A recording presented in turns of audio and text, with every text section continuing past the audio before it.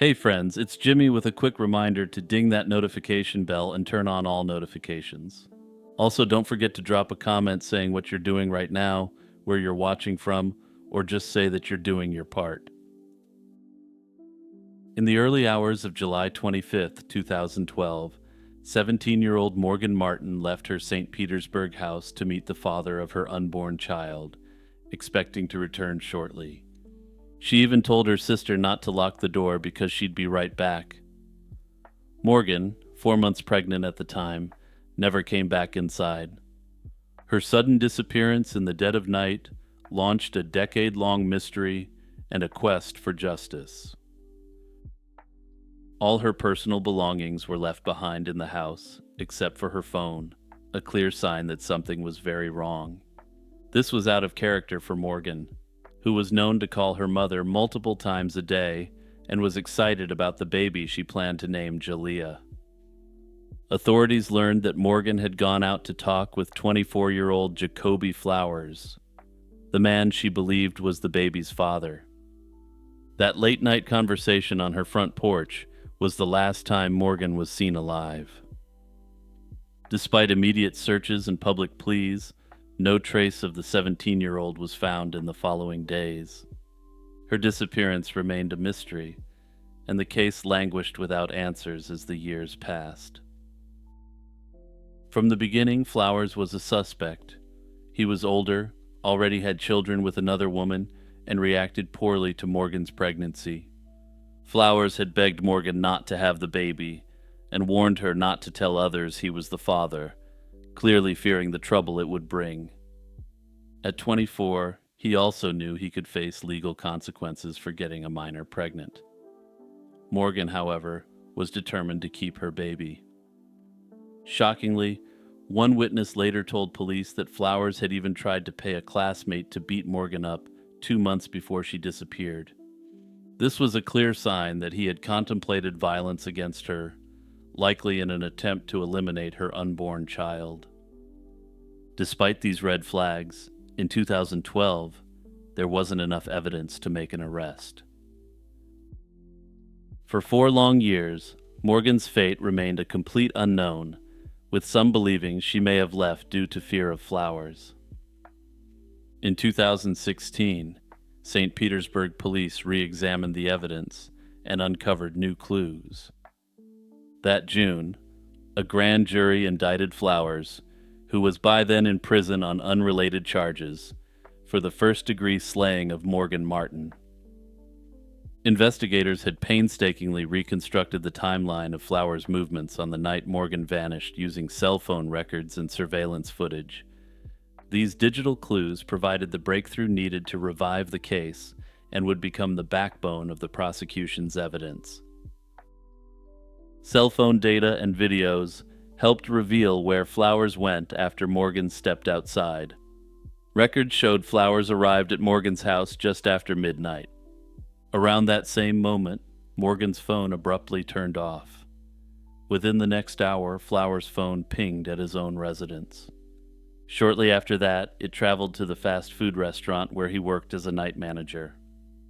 Even though the restaurant was closed at that time, he slipped inside through a back door not covered by cameras. There, he set a small fire in a walk-in cooler and mopped the floor, a clear and successful attempt to destroy evidence, according to detectives. Despite this unlawful entry, this raised little concern at the time, and it wasn't reported to the cops by the owners of the fast food slop shop. By 3:30 a.m., Flowers left and briefly visited the home of one of his children's mothers, then headed north out of the city around 4:40 that morning. His phone then went dark for several hours, with little indication of what he was doing during that time. Later that morning at about 8:30 a.m., surveillance video caught Flowers' car crossing back into St. Petersburg, as if he had just finished a grim task and was returning home. Importantly, Flowers initially lied to investigators, denying that he met Morgan that night and pretending he barely knew her. But confronted with the evidence, his story fell apart, and this sick puppy was forced to sing like a canary, at least to a degree. Detectives had recovered text messages from the weeks prior, showing Flowers desperately urging Morgan not to go through with the pregnancy at all. Those messages, combined with the cell phone trail, painted Flowers as a man willing to do anything to avoid the baby. He admitted that he believed he was the father and that he had been with Morgan on the night she vanished. But that's where he stopped.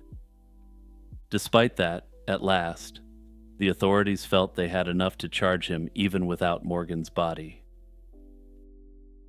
It would take nearly 6 more years for the case to wind through the legal system. Flowers maintained his innocence while awaiting trial, and the proceedings moved slowly. Finally, in April 2022, almost a decade after Morgan disappeared, Jacoby Flowers agreed to a plea deal and admitted he committed this gruesome crime. He pleaded guilty to a reduced second-degree charge.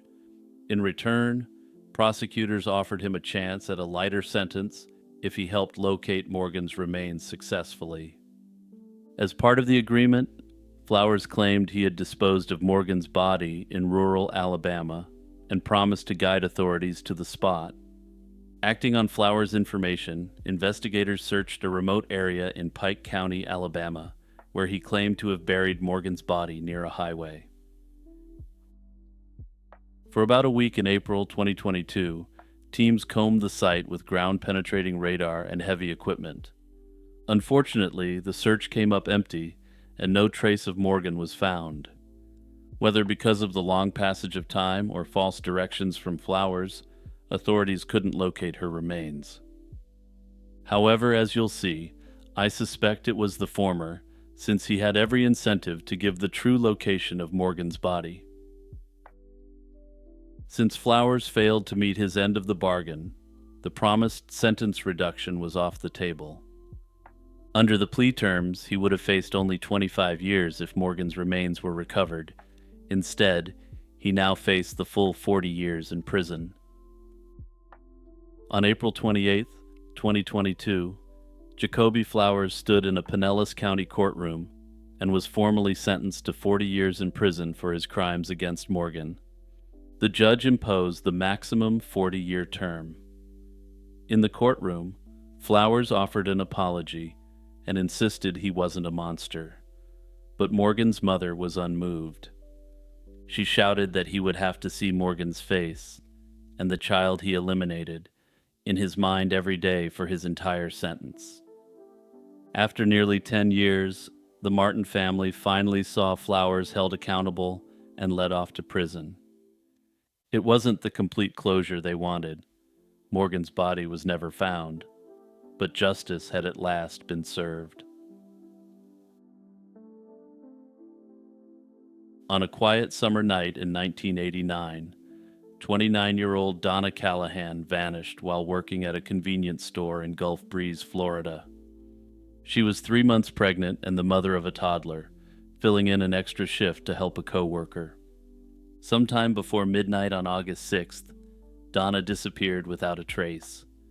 Her purse and keys were left on the counter, the store's doors unlocked, and her car, containing her personal weapon, remained in the parking lot. There were no signs of a struggle or robbery, and the baffling scene would haunt her family and community for years until an unlikely confession finally revealed the truth. Donna's last confirmed sighting was around 11:30 p.m. that night, when a customer saw her behind the counter. By the time her manager arrived shortly after midnight, Donna was gone. The store alarm hadn't been set at closing time, prompting the alarm company to call for a check. That's when the empty store was discovered, lights still on, and cash register untouched. Police determined that this was likely an abduction.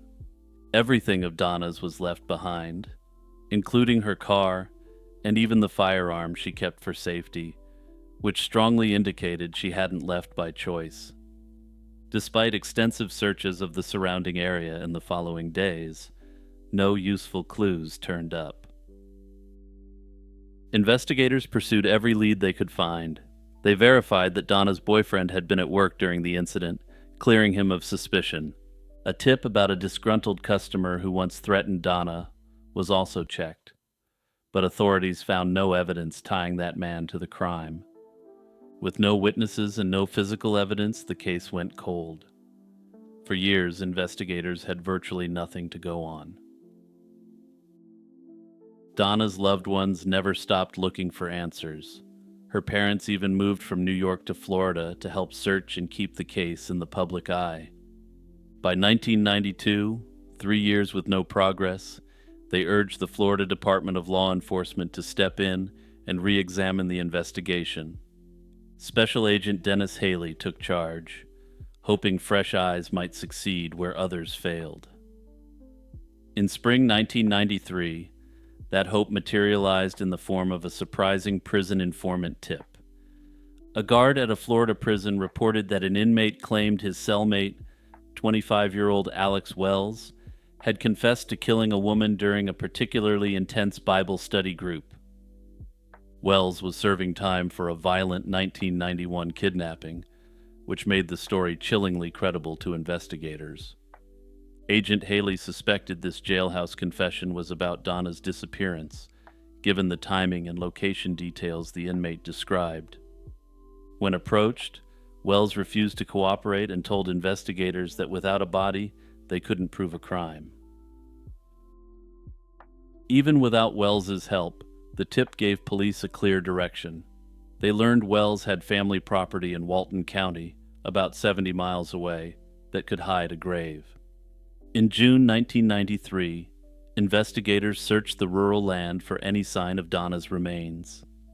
During the search, Wells's half-brother, Mark Reeb, unexpectedly showed up and pointed out a spot where he thought Donna might be buried. A cadaver dog did signal human decomposition in that area, but after digging, no body was found, suggesting any remains had been moved previously. The circumstantial evidence was mounting, however. Authorities now strongly suspected that Wells and possibly Reeb were involved in Donna's abduction, even though they had yet to find definitive proof.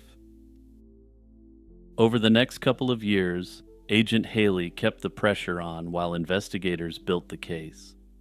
In 1995, William Wells was formally charged with Donna Callahan's kidnapping and slaying, though prosecutors knew a conviction without a body would be tough. The turning point came in mid-1996, as Wells's trial was about to begin. Urged by his mother to avoid a possible death sentence, Wells agreed to a plea deal.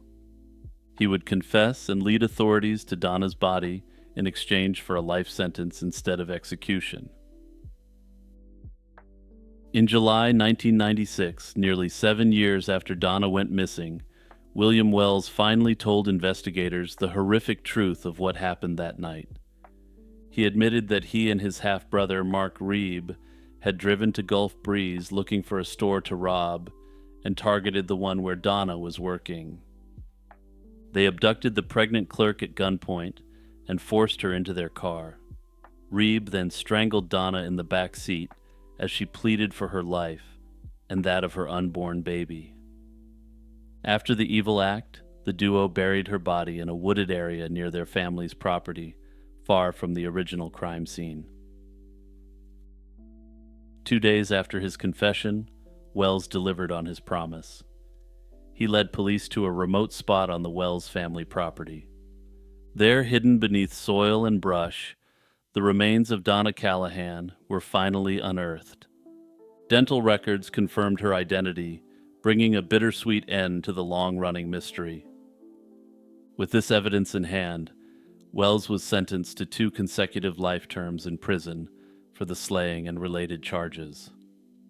Mark Reeb was arrested shortly thereafter, and facing the new evidence against him, pleaded no contest in 1998.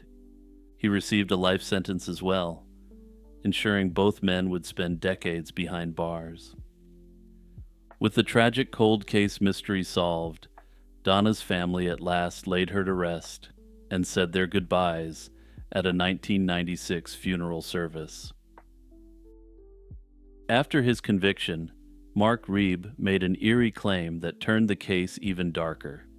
He suddenly confessed to slaying a dozen other women across Florida. Reeb provided grim details about several unsolved cases, implying that he had been a serial predator attacking women long before and after Donna's abduction. Investigators like Agent Haley found aspects of these confessions credible. Reeb knew facts about some crimes that had never been released publicly. It raised the chilling possibility that the man who helped eliminate Donna Callahan might have had many more victims across Florida, and perhaps in other states as well. However, just as abruptly, Reeb recanted his stories. He later denied involvement in the other cases, leaving those cases unresolved and casting doubt on what the truth really was. To this day, authorities suspect Mark Reeb was likely responsible for multiple unsolved slayings, but without concrete evidence, he has not been charged in those cases. Both Reeb and Wells remain in prison serving their life sentences, ensuring they can never harm anyone again. Hey everyone, it's Jimmy here with a reminder to click that share button and send this video to your friends and family that are interested in true crime content. Also, don't forget that you can now check out Lazy Chill True Crime on Spotify and Apple Podcasts, so be sure to follow and drop a rating over there as well. On a quiet spring afternoon in 1975, a baby's cries broke the silence at a Concord, New Hampshire apartment complex. Alarmed by the sound, the building manager unlocked 22-year-old Judy Lord's door and found a horrific scene. Judy lay lifeless and unclothed on her bed, a blue plastic sauna suit pulled tight over her face. Her 20-month-old son was unharmed in his crib nearby, but the room told of a violent struggle. There was a curtain rod torn from the wall, an overturned lamp, and an alarm clock ominously stopped at 1:47 a.m. It was immediately clear that the young mother had been subjected to the worst form of assault and strangled. Judy Lord was a friendly, outgoing young woman who had only recently moved into Concord Gardens with her husband and baby son. She was often seen playing guitar on her stoop while her toddler played on the grass, quickly making friends in the community. But her home life was turbulent. Just 2 weeks before the tragic slaying, Judy's husband Gregory was arrested for beating her. He moved out afterward, leaving Judy and the baby in a near-empty apartment with only a bed and crib. In the days that followed, Judy confided to friends and family that she was increasingly afraid of her next-door neighbor, 24-year-old Ernie Gable. Gable lived in the adjacent unit, sharing a bedroom wall with Judy, and had been making persistent, unwanted advances toward her, according to multiple witnesses. Judy had even asked neighbors to stay near whenever Gable was around, worried that he might try to force himself upon her. However, in a bizarre twist, she had actually struck up a friendship of sorts with Ernie's wife. On May 19, 1975, the night before Judy was found, she spent the evening with neighbors, including Gable's wife, playing volleyball behind the apartment building. After the game, Judy and another friend stopped by the Gable's apartment for coffee before she headed back to her own unit around 11:30 p.m. Still uneasy, she asked her friend to walk her home and do a quick check of her apartment before she locked the door for the night. About a half hour later, just after midnight, a neighbor heard water running in Judy's bathroom as she took a shower. Around the same time, Gable returned to the complex. Sometime after 1 o'clock that morning, piercing screams shattered the midnight quiet. One neighbor heard moaning and banging through the wall, while another recognized Judy's voice pleading for someone to leave her alone until her cries were suddenly muffled and went silent. The disturbance lasted only a few minutes, and unfortunately, for reasons which are unclear, no one called the cops. By the next afternoon, Judy's lifeless body was discovered and an investigation was fully underway. Detectives quickly gathered evidence that pointed straight to Ernie Gable, but as you'll see, something very weird ended up happening. Judy's bedroom window had been pried open from the outside, and 5 fingerprints on the glass matched Gable's prints. Stains were found on 2 damp towels at the foot of the bed, evidence of an assault after Judy's shower. Several hairs collected from her body, and bed sheets were determined to have come from an African American individual, consistent with Gable. Scratches on Judy's face even matched Gable's long fingernails, whereas her husband's nails were bitten too short to leave such marks. All signs indicated that Judy's next-door neighbor was the attacker. Investigators obtained a court order to seize Gable's hair and blood samples for testing. By late 1975, police were preparing to charge Gable. Then forensic science intervened and failed them in the most major way possible. The FBI crime lab's microscopic analysis of the hairs came back with an erroneous conclusion that none of the hairs were Gable's. This report contradicted all the other evidence, but it created enough doubt to halt the case. With their suspect apparently ruled out, the case was shelved and went cold for decades. For nearly 50 years, the mystery of who slew Judy Lord loomed over her family and the Concord community. Modern forensic science provided an answer. In 2003, cold case investigators dusted off the old case file, spurred by advances in DNA testing. Evidence from the 1975 crime scene was resubmitted for DNA analysis. The results were definitive. The genetic material from those towels matched Gable's profile, but no public statement was made at this time. The reason for this was simple. The forensic evidence from the hair had apparently ruled out Gable as the perpetrator. Meanwhile, the hair comparison method that had derailed the original investigation was publicly debunked. In 2015, the FBI formally admitted that its microscopic hair analysis had been flawed in the vast majority of cases reviewed, including in Judy's case. Ernie Gable never faced trial for the horrific slaying of Judy Lord, but the truth of his guilt is now clear. By the time investigators announced their findings in 2025, Gable had been dead for almost 4 decades.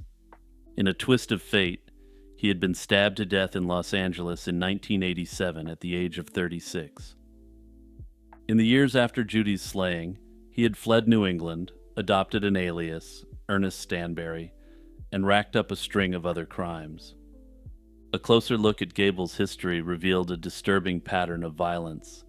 He had prior arrests for breaking and entering, weapons possession, and armed robbery. Even more telling, multiple former girlfriends described being smothered by Gable. One ex-girlfriend recalled him fantasizing about suffocating victims with a plastic bag.